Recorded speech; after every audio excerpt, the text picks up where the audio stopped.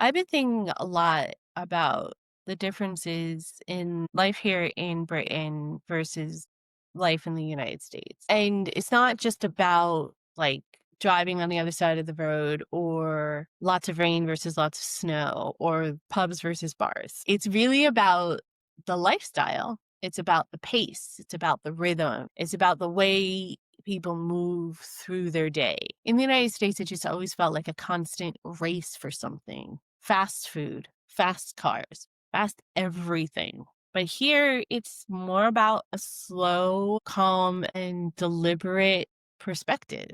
And I really like it. Walking through a British town is just different. There are people that rush a bit, but they're more aware of other people around them, and they're more aware that they may not be the only person that has somewhere to go. And you even get the occasional person that's just strolling along. They have somewhere to be, but they're just not worried about the timeline. Sometimes they pause and notice little things. Like for me, when I'm walking now, I remind myself to walk slower, to notice the little things, like sunlight hitting the cobblestones or the smell of fresh bread from a bakery, not from the grocery store bakery section. Quiet streets that are just humming along, and it's almost therapeutic. Back home, walking somewhere, you'll get dirty looks. You'll get kind of, like, what's wrong with you, or you must be less of a person because you don't have a car to drive. It's just about, getting to, and instead you get to just walk for a moment to breathe here, to think, to exist. It reminds me that my world is a very, very tiny corner of a greater world, and humbles me and reminds me that though I need to do what I can do to make my little corner of the world the best that I can, it's really not all about me. So the tea versus coffee debate is something that I always have conversations with people about. And I think is very emblematic of the cultures actually, because here in Great Britain, tea isn't just about the drink. It's about taking a moment. It's about relaxing. It's about breathing, and it's about just relaxing and reflecting. It's about reflecting. In America, we run on coffee. Coffee is fuel. It's big. It's hot. It's to go. It's racing through you, and it's giving you energy. Here in Great Britain, tea is a ritual. You boil the water. You steep the tea leaves or the bag. You pour it slowly. There's this method to the amount of ingredients that go in, the order of the ingredients that go in. You pause, you sit, and you reflect. And it makes everything lighter rather than feeling as though you're constantly going and need the coffee for fuel in order to get through your day. There is a bit more of a hustle culture here in the UK than I had originally thought there would be. But overall, there's still a perspective that work is important, but it's not your whole life here. You do your job, you clock off, and you go home. Lots more people do not worry about work as much when they're on vacation, when they're on a weekend or a holiday, when they're after hours. Whereas in the US, it's just expected. Come in 15 minutes earlier, have your lunch at your desk in case someone needs you. Stay at least 15 minutes late. Bring your laptop home and check your emails. Make sure that you're checking Sunday night what's going on, so Monday morning you can hit the ground running the minute you come into the office. It's just life. It's about your title. It's about your how much money you make, what company you work for, what your degree is in. It's your whole identity in America. And here people just work to live. There is some of that, obviously, but it's a lot more about a means to an end here. And you can catch it slowly just by observing everything around you. We talk about homes. It's not about the size necessarily. It's about the coziness and the character here in Great Britain, the history that comes from it. Comfort over grandeur. You learn to love a snug little corner, a well-worn-in chair that might be a hand-me-down from a friend, and sunlight when you get it actually coming through the window. Back home, bigger is better. It's impressive. The more you have, the more, you've achieved in your life, the more successful you are, the better status you have.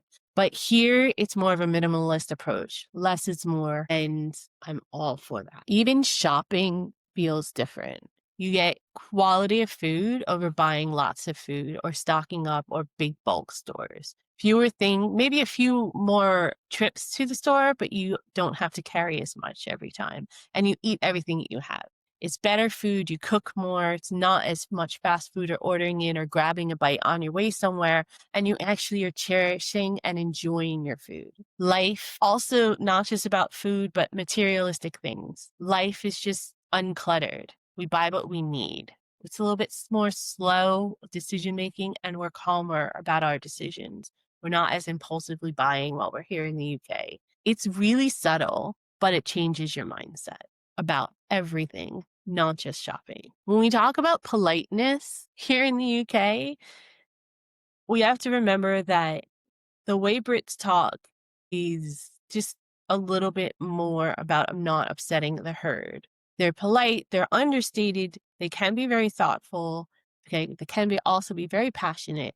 And it's more about the hinting and implications, forcing you to read between the lines and really know the person you're speaking to. As an American, I've learned to listen a little bit more and pay attention a little bit more rather than just kind of go through the motions of conversation with people. At first, I missed all the cues. I still kind of miss the cues sometimes, but now, and that part was really frustrating and annoying because I was having trouble conversing with people. But now that I've gotten a better handle on it, it's more calming and the conversations are more quiet.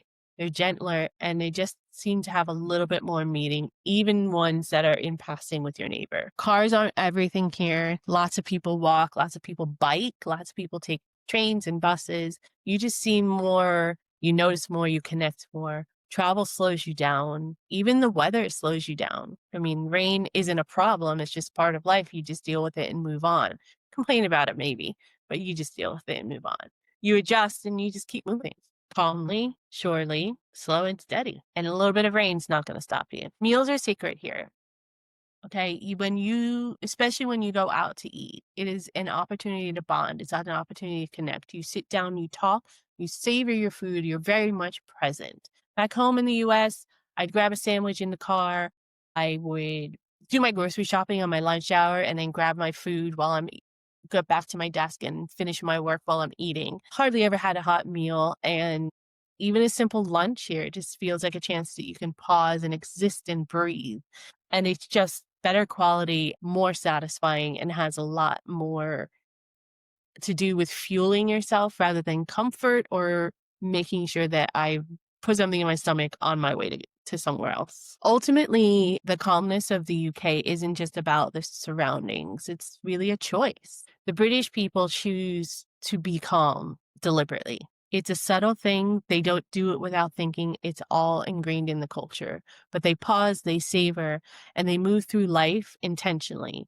And living here, I've realized that I want to choose that as well. So I've definitely come to be a little bit more British, taking more walks, having a little bit more tea than I used to in the US, definitely lingering over meals, noticing the little things in life, and just taking time to breathe. Maybe that's the secret to calm living. Then the British have found it. It is in true British style. Sit back, keep calm, carry on. Grab some tea. It solves most problems.